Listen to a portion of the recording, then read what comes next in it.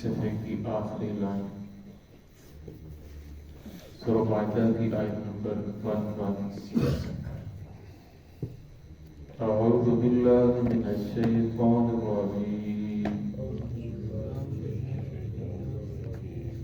بسم اللہ الرحمن الرحیم۔ ما قلت لهم إلا ما أمرتني به أن اعبدوا الله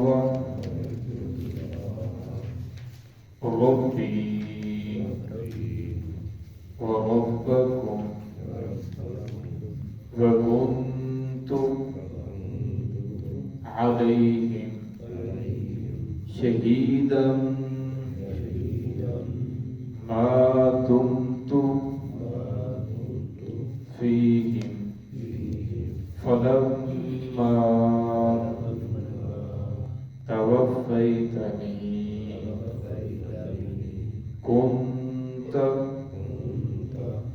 أنت الرقيب عليهم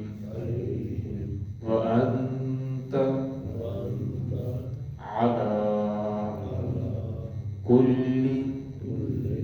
شيء شهيد إن تعذبهم فإنهم عبادك وإن تغفر لهم فإنك أنت العزيز الحكيم۔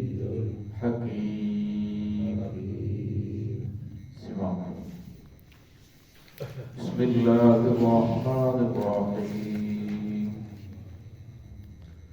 ما قلت لهم إلا ما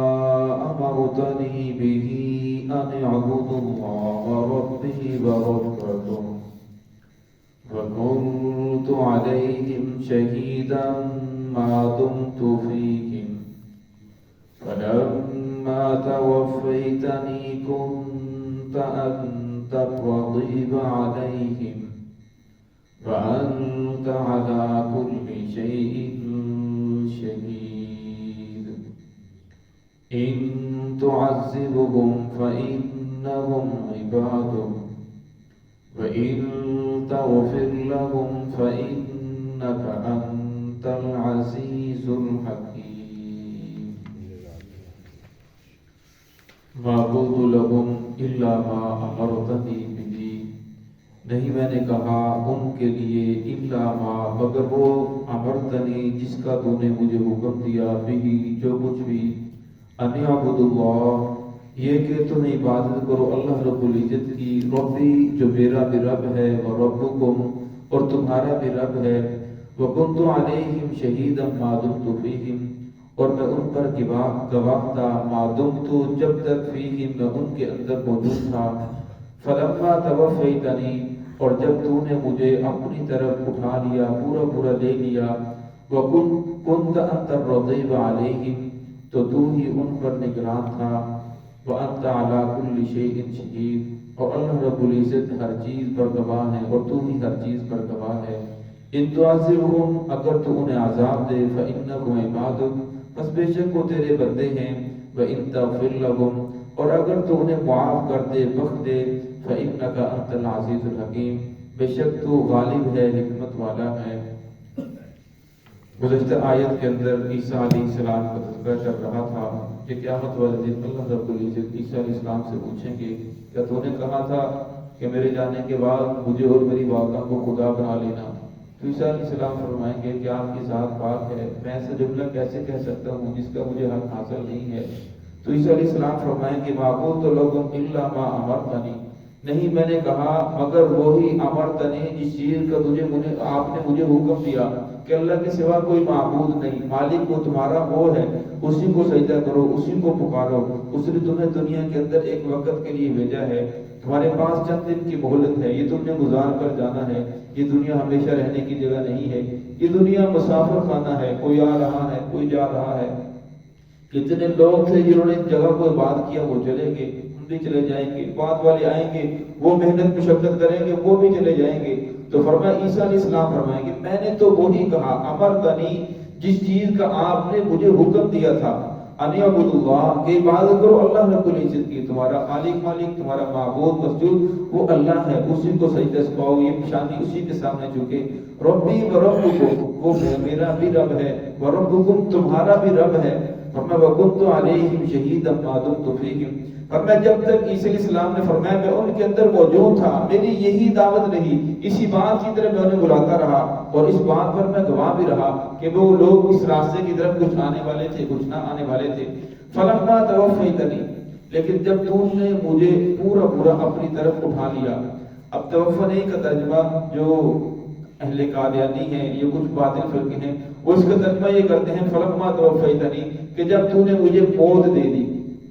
پھر اس کا وہ آگے مراد لیتے ہیں عیسیٰ علیہ السلام کو دنیا کے اندر ہی موت آ گئی تھی، لہذا قرب قیامت سے عیسیٰ علیہ السلام نہیں آئیں گے، وہ اس کی جگہ کہتے ہیں کہ مرزا غلام احمد قادیانی کو آ گیا عیسیٰ علیہ السلام نعوذ باللہ بن کر، تو اس سے معنی یہ مراد لیتے ہیں۔ یہاں توفی کا نہیں معنی یہ مراد نہیں ہے، توفنی کو وفاتن اس کا معنی لیتے ہیں، اس کا معنی ہے وفات دینا، لیکن اس کا معنی جو مجرد ہے وفاءن آتا ہے، تو اس کا معنی ہے پورا پورا لے لینا، یعنی اللہ رب العزت نے عیسیٰ علیہ السلام کو پورا پورا آسمانوں پر اٹھا لیا، یعنی روح مع الجسد، صرف جسم کو نہیں اٹھایا بلکہ روح کو، یہ صرف روح کو نہیں اٹھایا جسم یہی رہ گیا، بلکہ روح مع الجسم اللہ رب العزت نے عیسیٰ علیہ السلام کو پورا پورا آسمانوں کی طرف اٹھا لیا۔ کنت انت الرقیب علیہم، پھر تو ہی ان پر نگران تھا، جب تو نے مجھے اپنے پاس بلا لیا پھر تو ہی تھا انہیں دیکھنے والا کہ وہ کس طرف جا رہی ہیں کیا کر رہے ہیں۔ وَأَنْتَ عَلَىٰ كُلِّ شَيْءٍ شَهِيدٌ اور تو ہر چیز پر گواہ ہے، ہر چیز کو دیکھنے والا ہے، ہر چیز تیرے سامنے موجود ہے۔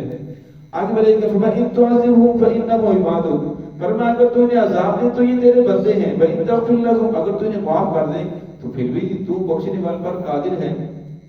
اس مسئلے کے اندر کچھ تھوڑا سا اختلاف ہے، جو قادیانی ہیں اور اسی طرح اہل بدعت ہیں کچھ باطل فرقے، وہ فرماتے ہیں کہ اگر اللہ رب العزت کسی کافر کو جنت کے اندر داخل کرنا بھی چاہیں تو کر نہیں سکتے، اور اسی طرح کسی نیک آدمی کو اگر جہنم کے اندر ڈالنا بھی چاہیں تو ڈال نہیں سکتے۔ لیکن اہل حق جو ہیں وہ فرماتے ہیں کہ اللہ رب العزت کسی کافر کو جنت کے اندر داخل کریں گے نہیں، لیکن کر سکتے ہیں، اگر کسی کافر کو جنت کے اندر داخل کرنا چاہیں تو کر سکتے ہیں، لیکن قرآن اور حدیث کے جو دلائل ہیں کسی کافر کو جنت کے اندر داخل نہیں کریں گے، اور اسی طرح کسی نیک کو جہنم کے اندر اللہ پھینکیں گے نہیں، لیکن پھینکنے پر قادر ہیں، اگر پھینکنا چاہیں تو وہ پھینک سکتے ہیں۔ شیخ عبد القادر جیلانی رحمۃ اللہ علیہ سے کسی نے سوال کیا کہ کیا اللہ رب العزت نیکوں کو بھی جہنم کے ڈال سکتا ہے؟ فرمایا اگر اللہ رب العزت کے سارے نیکوں کو اٹھا کر جہنم کے اندر پھینک دے تو اس سے کون ہے پوچھنے والا، اسے کوئی پوچھ نہیں سکتا، لیکن فرمایا اللہ رب العزت ایسا کریں گے نہیں۔ تو یہاں وہ فرماتے ہیں کہ نہیں، بلکہ اللہ رب العزت کی ذات مجبور ہے، کافروں کو جنت کے اندر وہ داخل نہیں کر سکتا، اور اسی طرح نیک لوگوں کو جہنم کے اندر پھینک نہیں سکتا۔ یہاں اس آیت کے اندر عیسیٰ علیہ السلام نے فرمایا ان تعذبوا اگر آپ ان کو عذاب دیں فإنهم عبادك وہ آپ کے بندے ہیں، کیونکہ وہ تو کافر تھے، نافرمان تھے، ماننے والے نہیں تھے، لیکن فرمایا پھر بھی اگر آپ معاف کرنا چاہیں، عذاب دینا چاہیں تب بھی آپ کے بندے ہیں۔ وإن تغفر لهم لیکن اگر آپ انہیں معاف کر دیں، بخشنا چاہیں، فإنك أنت العزيز الحكيم تو غالب ہے، حکمت والا ہے، آپ کو کون پوچھنے والا ہے۔ تو اللہ رب العزت ہم سب کے گناہوں کو معاف فرمائے، صراط مستقیم پر چلنے کی توفیق عطا فرمائے۔ بسم اللہ الرحمن الرحیم، الحمد للہ رب العالمین،